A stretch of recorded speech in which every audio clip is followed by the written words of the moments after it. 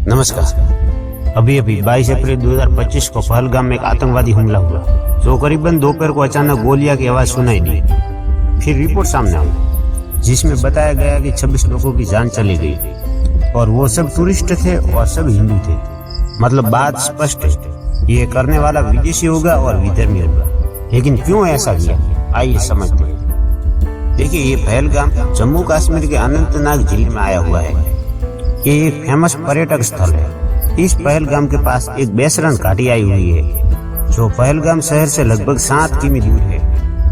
ये इलाका चारों तरफ से घने देवदार के जंगलों से घिरा हुआ एरिया है और इस जगह को मिनी स्विट्जरलैंड के नाम से जाना जाता है। ये पिकनिक मनाने के लिए लोकप्रिय जगह है। इसी स्थान पर 22 अप्रैल 2025 को 2:50 पर कम से कम 4 पाकिस्तानी आतंकवादी घुस आए और हमला किया, जिसमें 26 पर्यटकों की जान चली गई और करीबन 20 से अधिक लोग घायल हो गए। और इसमें अधिकतर पुरुष थे, छोटे बच्चे और महिलाओं को जिंदा रखा था।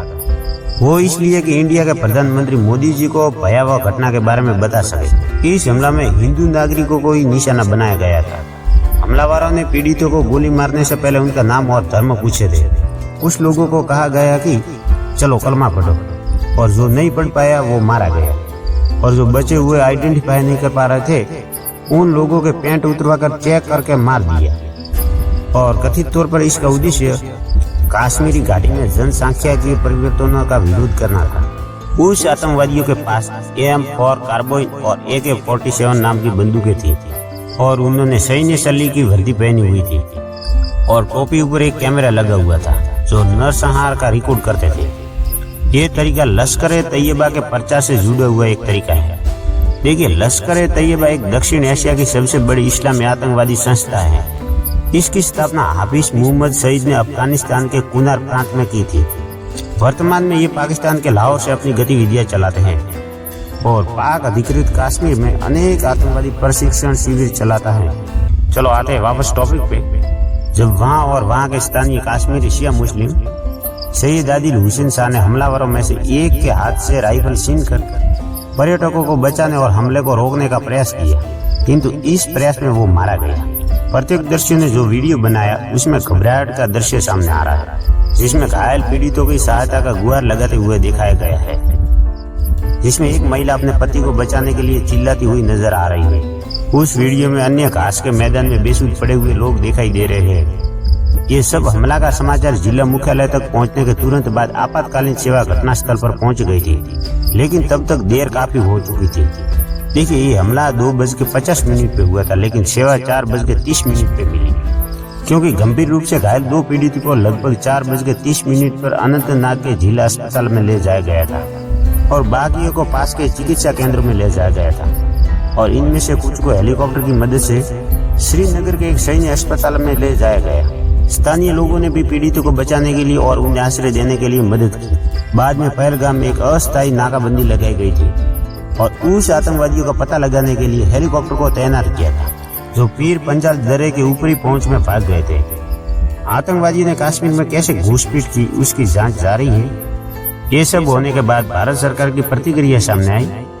भारतीय प्रधानमंत्री नरेंद्र मोदी जी ने सऊदी अरब की अपनी यात्रा को बीच में रोक दिया और इस मुद्दे पर एक बैठक की अध्यक्षता करने के लिए भारत लौट आए। भारत के गृह मंत्री अमित शाह जी ने स्थिति को आकलन करने के लिए और सुरक्षा प्रतिक्रिया का समन्वय करने हेतु श्रीनगर की यात्रा की और तत्पश्चात हमले के स्थल पर दौरा किया। फिर दूसरे दिन 23 अप्रैल को भारतीय सेना ने आतंकवादी के विरुद्ध अभियानों के लिए ग्राउंडेड HAL ध्रुव के संचालन के लिए सीमित मंजूरी दी। फिर भारत सरकार ने अटारी वाघा सीमा को बंद कर दिया।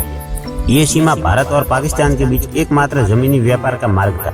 उसी दिन 23 अप्रैल रात को भारतीय विदेश सचिव विक्रम मिस्त्री ने सुरक्षा पर कैबिनेट समिति के साथ बैठक करने के बाद एक विशेष प्रेस ब्रीफिंग की।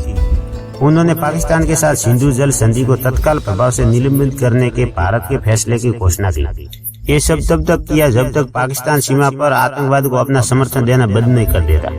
और साथ साथ सार्क वीजा छूट योजना के तहत सभी पाकिस्तानी नागरिकों के लिए भारत की यात्रा पर प्रतिबंध लगाए गए और जो पहले जारी किए गए वीजा था वो सब रद्द कर दिए गए। इससे अतिरिक्त नई दिल्ली स्थित पाकिस्तान उच्च आयोग में पाकिस्तानी सैन्य सलाहकारों को निष्कासित कर दिया गया और इस्लामाबाद स्थित भारतीय अधिकारियों को भी वापस बुला लिया गया।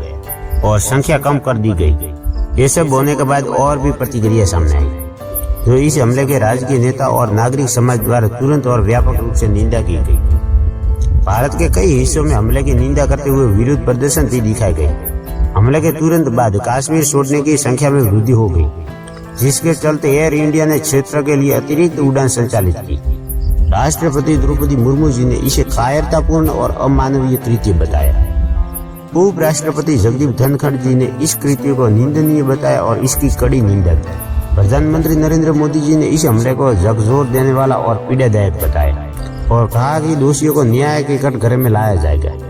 जम्मू और कश्मीर के मुख्यमंत्री ओमर अब्दुल्ला ने इस घटना को पिछले वर्षों में नागरिकों के खिलाफ देखे गए किसी भी हमले से कई अधिक गंभीर बताया। भारत के रक्षा मंत्री राजनाथ सिंह ने इसे कायरता का कार्य बताया और इसी दौरान अंतर्राष्ट्रीय प्रतिक्रिया भी हमारे सामने आई। संयुक्त राष्ट्र के महासचिव एंटोनियो गुटेरेस ने हमले की कड़ी निंदा की और जोर दिया कि किसी भी परिस्थिति में नागरिकों पर हमले अस्वीकार्य है। संयुक्त राज्य अमेरिका के राष्ट्रपति डोनाल्ड ट्रंप ने अपनी संवेदना व्यक्त की। आतंकवाद के विरोध में संयुक्त राज्य अमेरिका भारत के साथ मजबूती से खड़ा है और संयुक्त राज्य अमेरिका के उपराष्ट्रपति जेडी वेंस ने अपनी प्रतिक्रिया दी, जो उस समय भारत के दौरे पर थे। उन्होंने कहा कि विनाशकारी आतंकवादी हमला है और बताया कि पीड़ितों और उनके परिवारों के प्रति संवेदना और प्रार्थना व्यक्त की। और संयुक्त राज्य अमेरिका के विदेश मंत्री मार्को रूबियो ने कहा कि आतंकवाद के खिलाफ संयुक्त राज्य अमेरिका भारत के साथ खड़ा है। रूस के प्रधानमंत्री व्लादिमीर पुतिन ने हमले की निंदा की। इटली के प्रधानमंत्री जियोर्जिया मेलोनी ने हमले की कड़ी निंदा की। फ्रांस के राष्ट्रपति इमैनुएल मैक्रोन ने अपना गहरा दुख व्यक्त किया और पीड़ितों के परिवारों के प्रति संवेदना व्यक्त की। यूनाइटेड किंगडम के प्रधानमंत्री कीर स्टारमर ने हमले को भयानक और पूरी तरह से विनाशकारी बताया। जर्मनी के चांसलर ओलाफ शोल्ज ने हमले की कड़ी निंदा की। डेनमार्क के प्रधानमंत्री मेटे फ्रेडरिक्सन ने हमले की कड़ी निंदा की। कनाडा के प्रधानमंत्री मार्क कार्नी ने इसे संवेदनहीन और चौंकाने वाली हिंसा बताई। यूरोपीय संघ के अध्यक्ष उर्सुला वॉन डेर लेयन ने इसे घिनौना आतंकवादी हमला बताया। चीन के विदेश मंत्रालय ने सदमा व्यक्त किया और ईमानदारी की सहानुभूति व्यक्त की। हमले की कड़ी निंदा। चलो आज के लिए इतना ही। भारत माता की जय।